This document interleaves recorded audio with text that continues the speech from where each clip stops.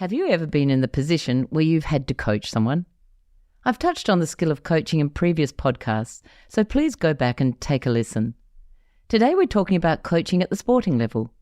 In recent years, coaching in sports evolved significantly, moving away from the traditional approach of coaches where they too often dictated to players and provided unsolicited advice and feedback.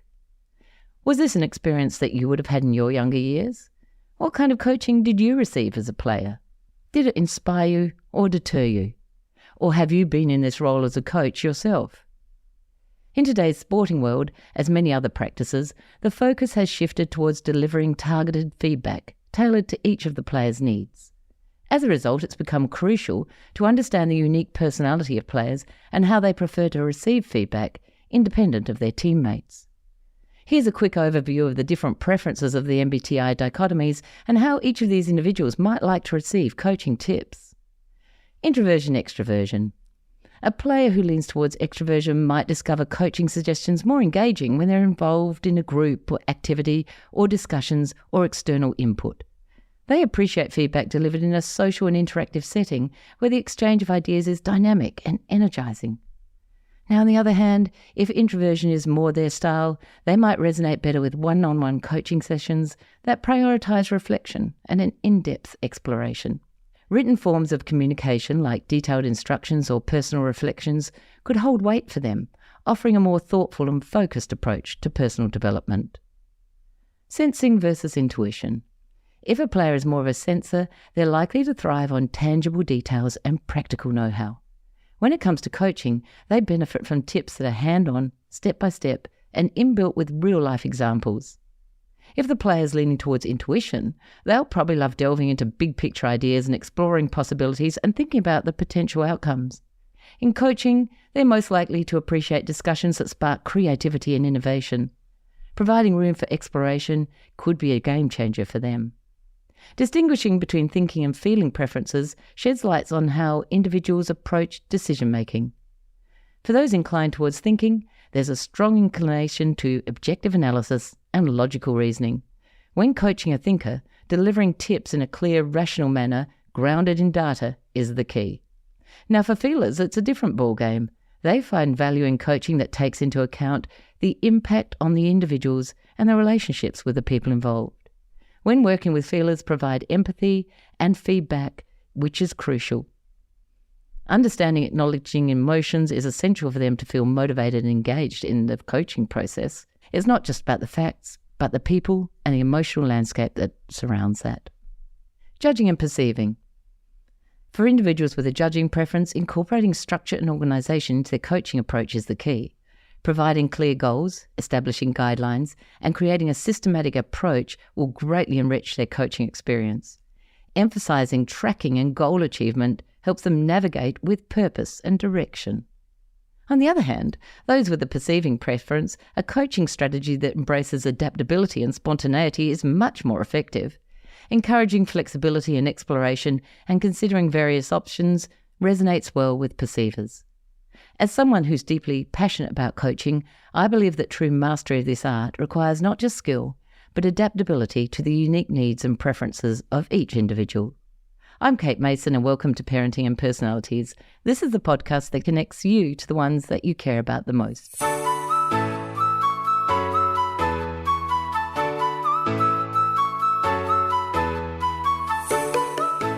Today we're talking to Port Adelaide's AFL coach to coach, Rob Mason, about his journey into the multifaceted world of education and coaching.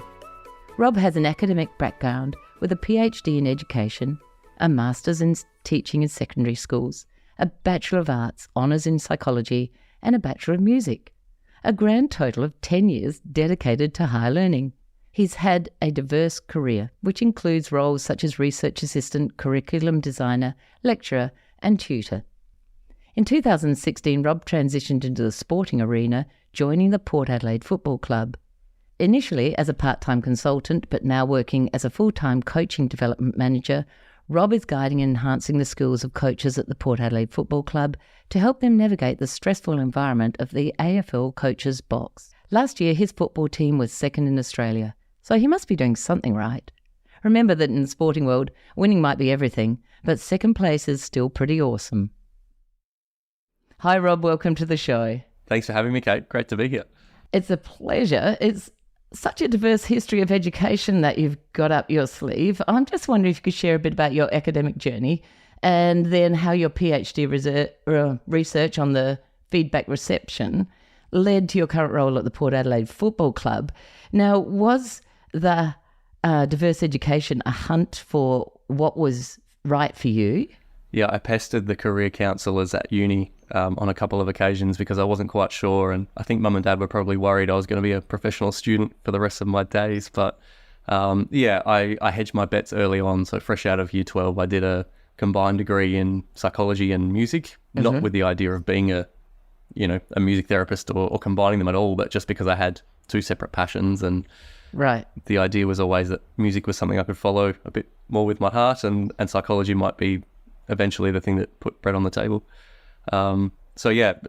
Finished that off in 4 years, and then an honours degree in psychology where I looked at motor control, basically pretty boring lab-based research looking at how people learn to coordinate their hands together. So it was pretty different to what I'm doing now. But what you're doing now? Still involved feedback. So we gave people feedback around how they did with their learning their coordination pattern, and it was an interesting year. It taught me a lot about the scientific method, and also taught me about myself and what I liked doing and what I didn't like doing. I certainly didn't like sitting in a lab for 80 hours, collecting data. So that was a bit of fun. Moved to Melbourne, got a job as a research assistant, collecting data in schools on youth mental health, which was really cool because it opened my eyes to working with young people. Did that for a couple of years, decided I liked working with young people so much, I wanted to become a teacher. So went back to uni again, Masters of Teaching, was going to be a high school teacher, met a researcher at the university who was interested in the teaching skills of sports coaches. And that's really where everything started coming together, I guess, in about 2015. Yeah. Right. So you discovered a passion for coaching and sport rather than being in the classroom? I think so, yeah. So I was coaching basketball just kind of casually on the side while I was studying, and a lot of the things that I was learning about teaching students in a classroom was really applicable to what we were doing on the basketball court. So, in particular, my interest was the way that coaches give feedback to athletes and the way athletes receive it. And so I decided to explore that a little bit further by doing a master's project on it, and then they convinced me to stay back and do a PhD. So I gave up another 4 years of my life to university to look at that specifically. Oh, well, doesn't matter. Here you are today. I've got a son on his third degree, so don't worry about it. It's all good here. And he hasn't found his path yet, but we're waiting. So with your coaching, with your feedback, did you study that? Like, did you look at different people? Like, because I am about personalities and all the rest of it, was there a contributing factor to feedback and personalities, or is it a fairly general idea? I think the thing that struck me when I was looking at the research that already existed is that we spent a lot of time looking at how to give feedback, so how much of it to give, and how positive or negative to be with an individual, and the dispositions they might have, that might make it easier or more difficult to receive. There's not much research on the receiving end of feedback. So what are the attributes that a person brings to the feedback equation, if you like? It's never a one-way street. I was working with coaches and being mentored by teachers who were going, I told them that.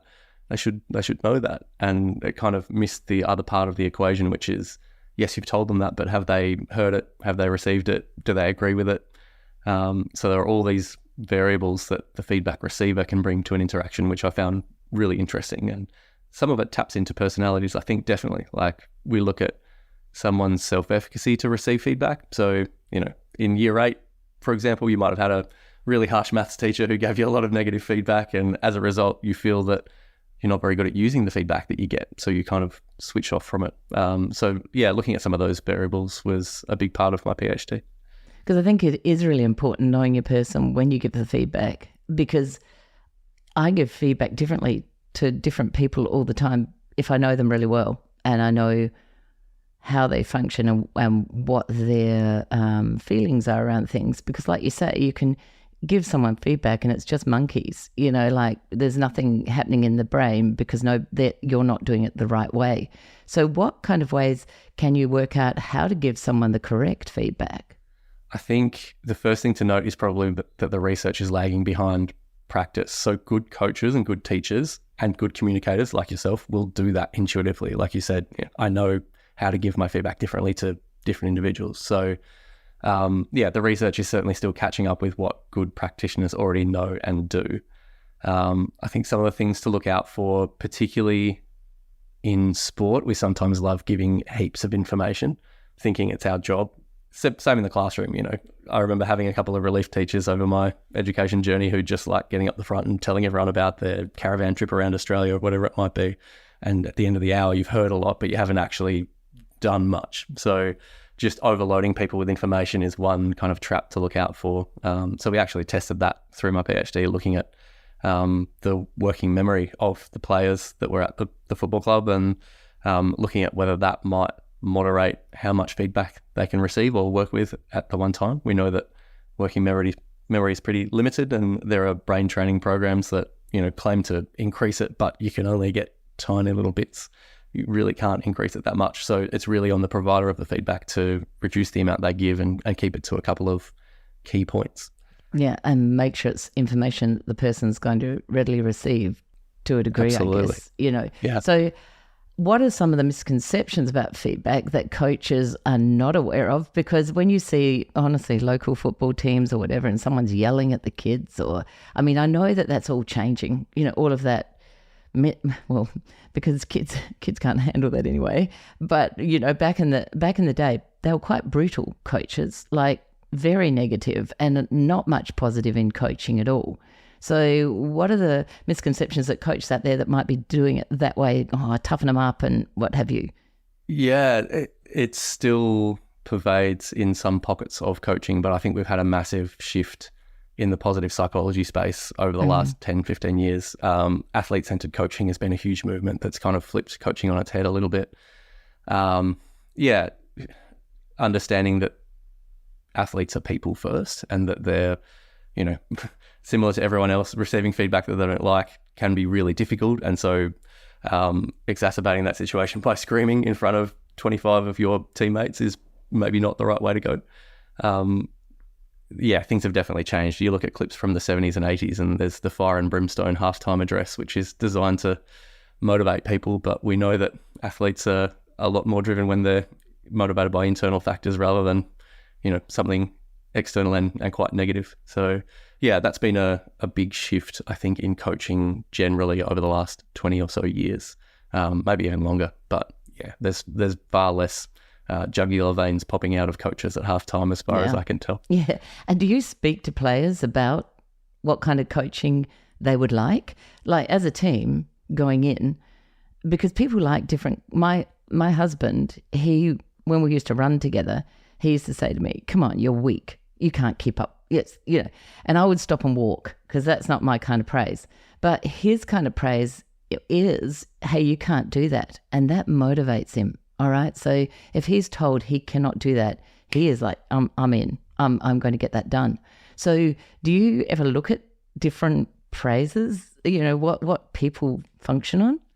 Yeah, it's definitely a case of horses for courses. And I think my job really is to make myself redundant so that the coaches are able to make those decisions for themselves. So, the coaches will have conversations with their players all the time around, am I driving you too hard? Do you want to be driven harder? There'll be some guys who just want, what they can do better, basically. So every player will sit down with their assigned coach on a Monday morning after a game and they'll hear a whole heap of feedback with video footage from the game as well. And some of them just want the stuff that they could do better. They just want to see the clips where they didn't kick it cleanly or, they didn't grab the ball off the ground as cleanly as they could. Others just want the pump up. So they just want to see every time they laid them. Yeah.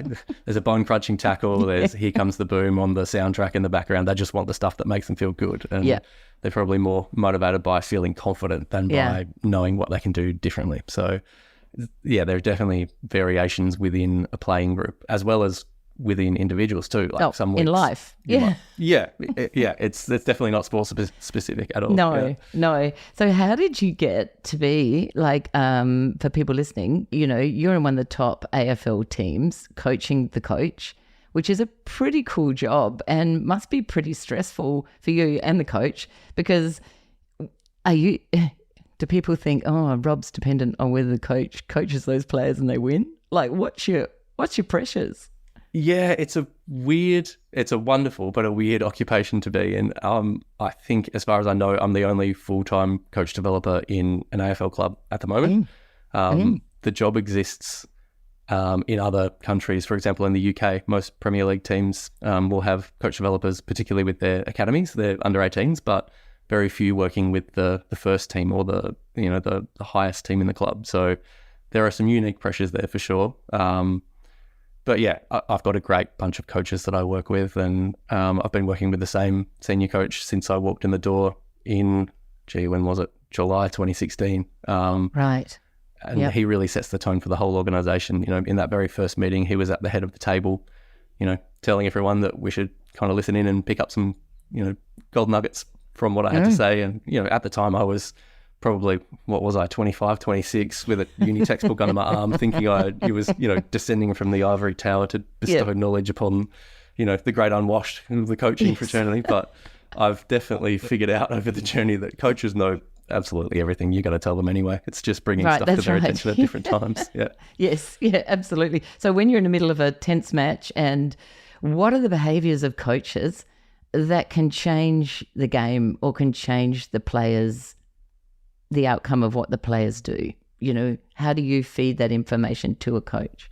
So I do very little during the game. So my job, as far as I see it, is to sit down and shut up and listen to what they have to say. And then after the game will be, time for reflection. There'll be some data that we feed back to the coaches around their performance. In the same way that the players get data on their, how many kicks and handballs did they have? The coaches get to know how many times were they positive versus negative. So yeah, I tend to stay out of the way during the game. I think I can count on one hand the number of times I've spoken in the coach's box during game day. Okay. But yeah. So it's not like a one-on-one. You're sitting there saying, you need to give that guy a bit more feedback. I'm definitely not the puppeteer with the strings, No. I'm much less important than that, Kate. But I don't know. Oh, nice to think. It's a really interesting. You don't know. I think the coaches get some reassurance from knowing how they went each week. Some of them seek it out more than others, and at different times they'll come to me and say, you don't need to give me the report this week. I know what I can do differently for next week. So they're pretty introspective and self-reflective, which is cool. Yeah. So have you any anecdotes or experiences from the coach's box that has shown that feedback was very important, like any finals, or where you feel that the feedback actually made the game go?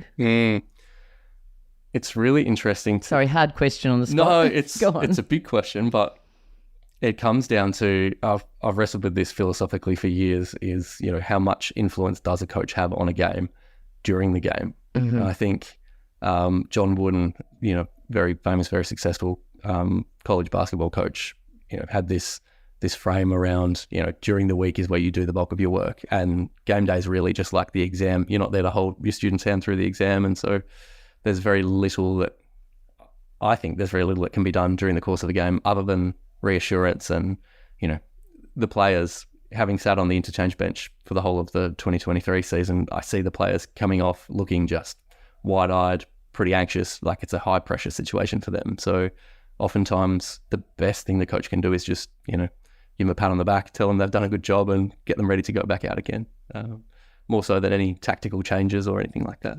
Yeah. So preparation in that sense.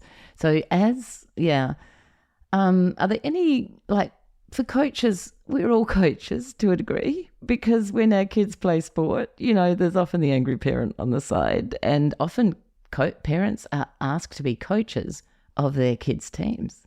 So are there any simple feedback guidelines that you could tell our listeners that might benefit them if they get in that role? Yeah, absolutely. There are a lot of, Tuesday, Thursday, Saturday coaches who are mums and dads who just kind of fell into it, right? And my first coach was my dad, who fell into it by, we turned up to Little Athletics one weekend, and within a few weeks he was sitting his level 1 coaching certification, where I don't think you get much information about how to communicate in those formal courses. It's really all what you pick up, on the job or, in your daily life. As you said, we're all coaches to some degree in all of our hats that we wear. So I think the big couple of things, if you're a parent listening and you're coaching your kids' sport, would be less is more would be the first one. We learn how to coach and we learn how to teach through kind of social modeling in a lot of ways. So you ask an infant to be a teacher and they'll get up the front of the blackboard and they'll start talking and writing, and that's what teaching is. But flip that on its head, like the less you can do and the more you can draw out of your players or your athletes, I think the better. You get evidence about how they see the game, what they're feeling, rather than giving them 6 or 7 points and running them back out there with lots of information jumbling around in their heads. Ask them a question: how are you feeling? What's working? I think that can be a really effective strategy in, opening up the dialogue rather than it being a coach monologue at the front.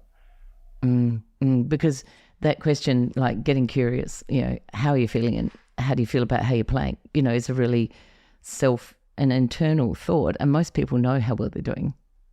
Most people really do. And also, I suppose if they say I'm doing terribly, I was actually watching something the other day that said, don't say, oh no, you're doing just fine, because it doesn't actually do anything for that kid. You dig in and go, so what area is it? How's it feeling for you? I know we're all about the feelings these days, and never were when I was a parent. Didn't worry about that. It was great. But nowadays it's all about talking to the feelings, and I do get that, because we forget that kids do have feelings sometimes, and that they really do have a great sense of self and a way of identifying, if we ask the question, a way of identifying their emotions and how they do feel about things. So it is really valuable, like you say, to talk to them. Absolutely. And the more you ask questions, the more practice they'll get at reflecting and being able to identify emotions, or, whether it's the feeling side of things or whether it's the strategy side of things, asking them, what can we do to beat the team in the second half? Kids can come out with some pretty cool stuff. And that then empowers them and gives them some confidence to go, we've got some ownership here. We can win. Or we can have fun at least, which is right. Probably more the thing. Right. and they have taken winning out of games now too. That's just another topic altogether. I don't know, Rob, whether you were at school when you all got a ribbon. I'm not sure whether that happens everywhere else, but my kids would come home with their ribbon of participation, just throw them in the bin, because it really didn't mean anything. And now we've got a generation of people coming through who think that they can win at anything, because life, unfortunately, you do have to get out there and compete against other people. And when you've been told all your life that you're great, you're fantastic, you're the best, you can be a basketballer even though you're 4'5", like this type of thing. My generation as parents are the ones out there that are stuffed up. And I keep saying to my kids, your generation, where you are now, Rob, are the ones that need to turn that, into the fact, hey, you do lose, and it is terrible, and it's really sad and very, very frustrating. There wasn't a lot of that going around when my kids were growing up. I don't know about you when you were growing up. I definitely remember getting a sticker with a train on it that said, I try hard, which I think was a thinly veiled way of saying that, effort's important, process is important, even though you didn't get the outcome, That's right. Good on you for trying. Yes, yeah. And I used to throw them in the bin too, because ultimately my husband's thing is winning is the only thing. Like, you never come second, and that's okay, but he doesn't coach. It's all good. He's but he used to say to kids, well, why come second? But luckily they're also very strong around themselves. But it is... kids know when they're winners. They know when they're the best, and other people in life, unfortunately, do lose, and they have to be able to handle that too. Yeah, 100%. The feedback's often implicit in the task. Whether you won or lost a running race because you're either first across the line or you're not. It's interesting. Like one of my studies that I did during the PhD was talking to coaches of different sports around how they use feedback, and there was one basketball coach in particular who said that, she was getting athletes coming up from under 18s into a senior program, and she could tell the ones who come from the smaller programs where that kid was the big fish and everyone around them was going, you're going to be awesome, can't put a foot wrong. They're just getting praised the whole time. And they'd get into this larger program where there are a lot more big fishes and, big fishes. And suddenly they were not able to cope with it because they weren't, they didn't have that support team around them. Yeah. And dealing with the devastation of that, if you don't have resilience and a good sense of self, that must be a really tricky thing for those children, Absolutely. in that sense. They're farming out a lot of their sense of self to others who'll tell them how good they are, I think, in those moments. So if you're a parent out there and you're building your child up too much, just have a sit back and think about whether it's over things that they are truly good at, and whether you're helping them build resilience in any way. It's a hard gig parenting, but we'll be talking about that soon. Look, thank you so much for joining us today, and sharing your knowledge about the right feedback and sports coaching, because it's something that every coach and every parent needs to be aware of, because we can be out there maybe destroying rather than lifting kids' confidence in the sports that they're in. Thanks, Rob. Thanks, Kate. It's been a pleasure. It's not a one-size-fits-all scenario. Rather, it's about crafting a personalised approach that resonates to the person that's actually sitting in front of you. In my coaching journey, I've learned that people are wonderfully diverse, and that diversity extends to their learning and growing styles. It's not just about giving knowledge or skills. It's about creating an experience that speaks directly to the heart and the mind of the individual. My coaching philosophy is built up on the belief that everyone is a unique puzzle, and the key to discover the combination that unlocks their full potential is within them. I'm Kate Mason. Thank you for listening to Parenting and Personalities. If you enjoyed this episode, I'd love it if you could leave a rating and a review that would help others learn about this podcast. If you're interested in discovering more about you and your family's personality types, you'll find my book, Who Is This Monster or Treasure in My House, on Booktopia or Amazon. If you have an episode idea, please send a note to thepersonalitycoach@gmail.com. Many thanks to our producers at Stories and Strategies, and we'll see you next time.